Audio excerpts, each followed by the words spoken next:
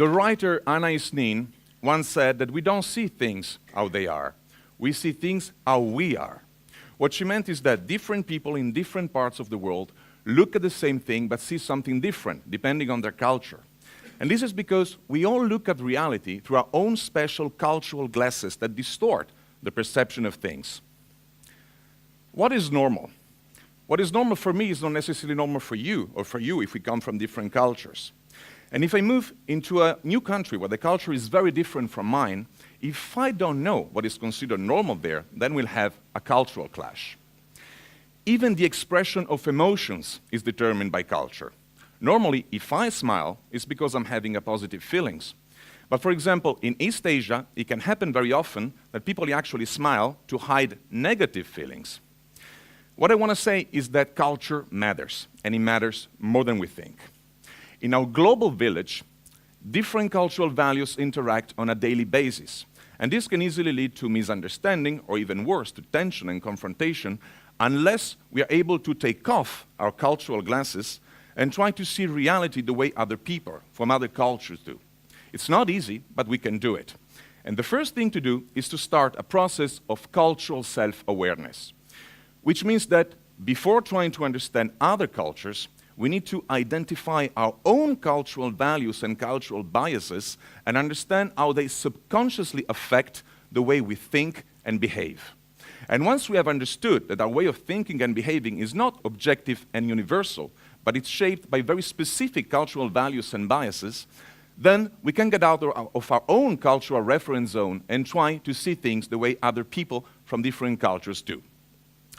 In this way, we will be able to communicate more effectively with them by finding the appropriate cultural message. To explain this, I'll tell you a little joke.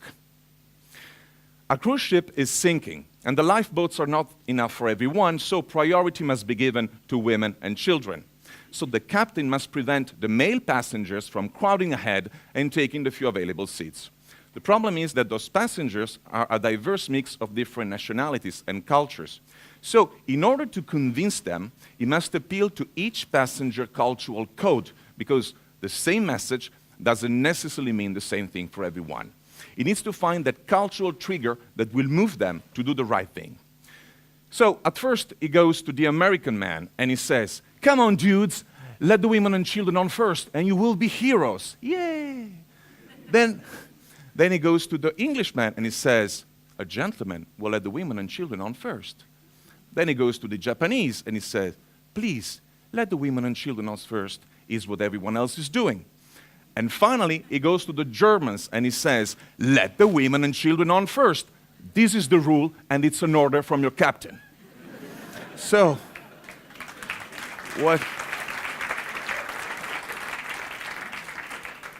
I'm glad you liked it. So, what this fictional captain has shown is actually a strong cultural intelligence. Because by adapting his message to the different cultural codes of his passengers, he was able to accomplish a complex task. And this is actually what people who work and live across different countries and cultures need to do every day in order to communicate more effectively and avoid getting lost in translation. And when I say getting lost in translation, I'm not talking about language. I'm talking about culture. As I've experienced myself many times in China, I might be able to speak English with many Chinese people, but it doesn't necessarily mean that we really understand each other. Because the Chinese communication style is made up of many nonverbal cultural codes. For example, at the beginning of my experience in China, when I wasn't culturally intelligent yet, I was making a presentation to a group of potential Chinese investors, and I was super confident and happy because actually those guys were nodding to everything I was saying, so I was sure we would end up doing business together. But actually, I've never heard from those guys again. Why? Because in China, most of the time, when people nod, it only means that they understand what you're saying. Doesn't necessarily mean that they agree with you or that they like what you're saying. So this is the kind of cultural misunderstanding that you can avoid by developing a good level of cultural intelligence.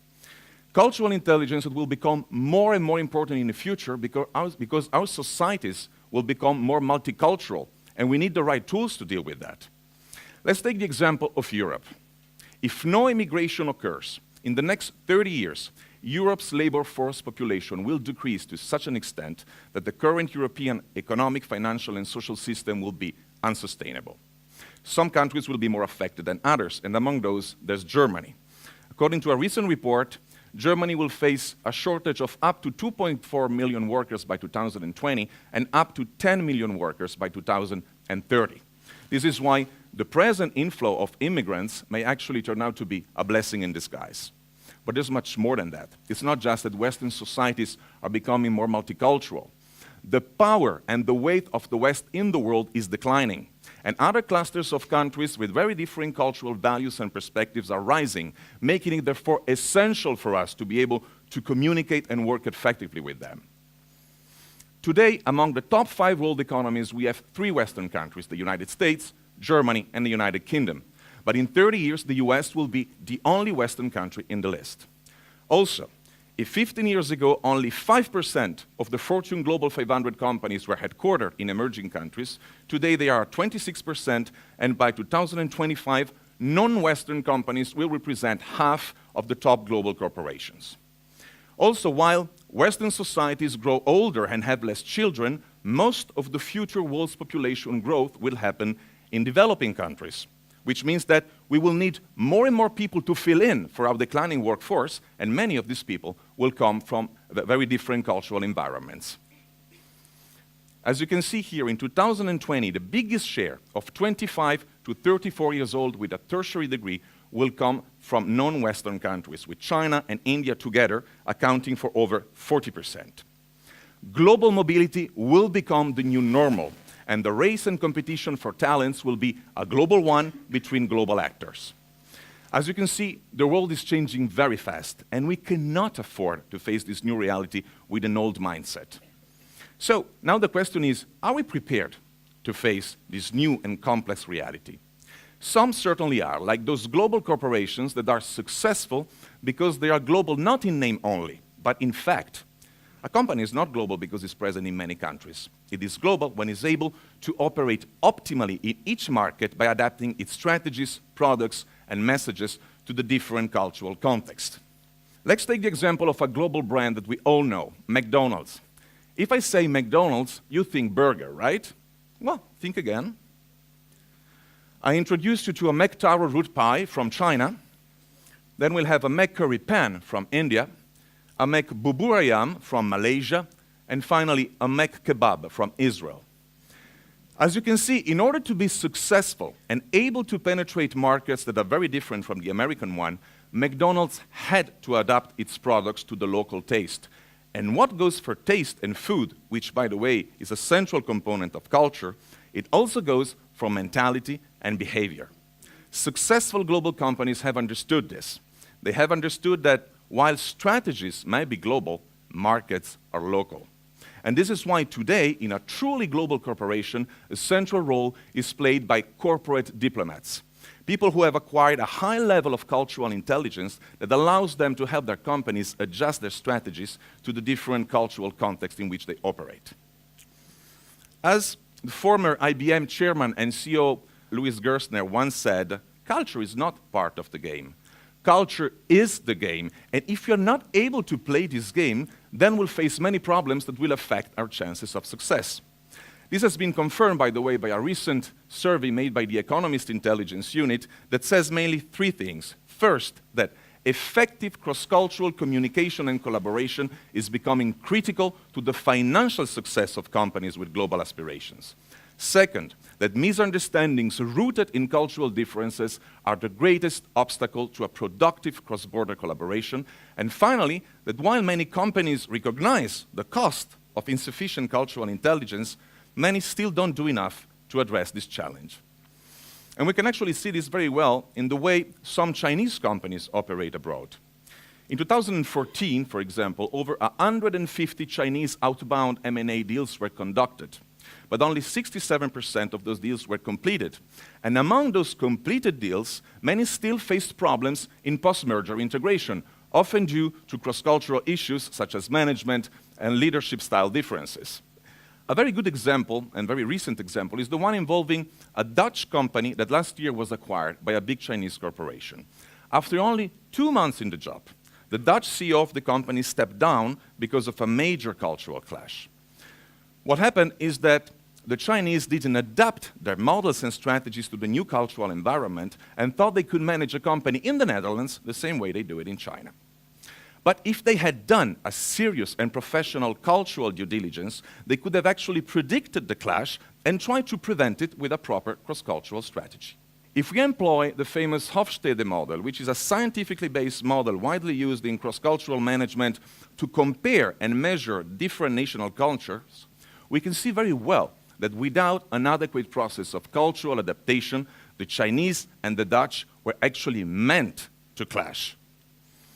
As you can see, the Dutch and the Chinese culture differ strongly on 4 cultural dimensions. China is very hierarchical, while the Netherlands is very democratic and egalitarian, which means that they have completely different management and leadership styles.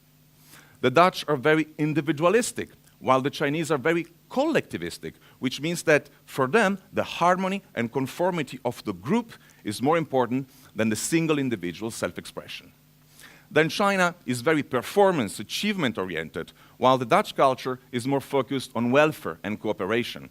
And finally, unlike the Chinese, the Dutch are very indulgence-oriented, which means that they value leisure time and quality of life over restraint and discipline. So, if being culturally intelligent means being able to change your gear when working across different cultures, this example shows where cultural incompetence can lead to. I'm not saying that working with or across different cultures is easy, because it's not. It actually requires a huge investment in training, in people, in time, but one that will eventually pay off. According to a recent study by McKinsey, culturally diverse companies are 35% more likely to outperform their competitors by being more creative, more innovative, and more able to accomplish complex tasks, because different cultural perspectives brings more options and more solutions on the table, making therefore the company more flexible to adjust to the fast twists and turns of globalization. But to make cultural diversity work and to be able to navigate the complexity of the global economy, a company needs to develop a global mindset, to know how to properly motivate and reward people from different cultures, to understand cultural patterns on how people accumulate and spend money in different cultural realities, and to understand what brands and products mean and symbolize in different markets. But in order to develop this global mindset, we need to develop cultural intelligence, which eventually means the difference between success and failure. But more in general, if we want our societies to be better prepared to face this new reality, we need more than global companies. We need global citizens. And since we're facing a massive paradigm shift on a global scale, our education systems must adapt accordingly by putting cultural intelligence at the core of their priorities. Teachers should be trained professionally about intercultural issues. University programs should include compulsory semesters abroad and cultural awareness courses. And cultural intelligence should be integrated into the school's curricula at all levels of education. In this way, we will equip the new generations with the right skills to grow and thrive in an increasingly complex and interconnected world. If we give them the right tools to develop a good level of cultural intelligence, then they will be the ones able to build the bridges between the different cultures of our global village and hopefully make it a better place than it is today. But obviously the path towards reaching cultural intelligence is far from being easy. It is actually very difficult and at times painful and frustrating. But there is no shortcut if we want to build a world where cooperation wins over confrontation. And finally, we can actually all try to develop a global mindset and become global citizens, because if countries do have borders, our minds don't. So we can all at least try to become more culturally intelligent as long as we fulfill 3 basic preconditions. Always be curious, eager to learn, and with an open mind. Thank you.